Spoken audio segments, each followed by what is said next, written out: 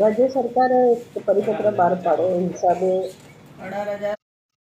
કોઈ બી government ઇન્સ્ટિટ્યુશનમાં class 4માં પીએમનું recruitment હવે પછી રેગ્યુલરાઇઝ કરવું નહીં અને આઉટસોર્સિંગ કરવું. બેઝિકલી પીએમ્સ ઓફિસના બેકબોન હોય છે અને વર્ષો સુધી ઓફિશિયલ પ્રોસિજર્સ ફાઇલ્સને તમામ પ્રોટોકોલ એમને ખ્યાલ હોય છે અને એમના વગર કાર્ય કરવું ખૂબ અઘરું હોય છે. ત્યારે અમે આ ડિમાન્ડ કરેલી કે પીએમની જે ભરતી થવાની છે રેગ્યુલર ભરતી થવી જોઈએ.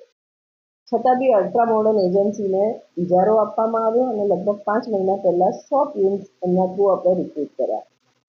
ડેલી વેજીસ પર પીએમ રિક્રુટ કર્યા. ટેન્ડરના નિયમ પ્રમાણે રવિવારની હક રજા એમને આપવાની હોય છે ચાલુ પગારે, અને ઓવરટાઈમ કરે તો ઓવરટાઈમનો એડિશનલ પગાર આપવાનો હોય છે. પણ ઇજારદાર એમનું ખૂબ શોષણ કરી રહ્યા છે. 5 મહિના થયા, એમને ઈએસઆઈના પૈસા નથી ભરાયા. ફક્ત 3 કે 4 જણના પીએફના નંબર્સ આપવામાં આવ્યા છે, બીજાના પીએફના પૈસા નથી ભરાયા. કોર્પોરેશનમાંથી લગભગ 18,000 રૂપિયા જેવી માતબર રકમ એક પીએમ પાછળ એ લોકો ક્લેમ કરે છે અને એની સામે જે પીએમ છે એમનો પગાર 10 થી 11,000 હોય છે, જેની પાવતી અમે પ્રેસ નોટમાં આપની સાથે સામેલ કરેલી છે. તો તમામ જગ્યાએ જે પીએમ છે તેમનું ખૂબ મોટું શોષણ થઈ રહ્યું છે અને ઇજારદાર જે સાંભળવામાં આવ્યું છે કે ભારતીય જનતા પાર્ટીની સાથે કનેક્ટ રાખે છે, એમને ફાયદો કરાવવા આ રીતનો જે આખો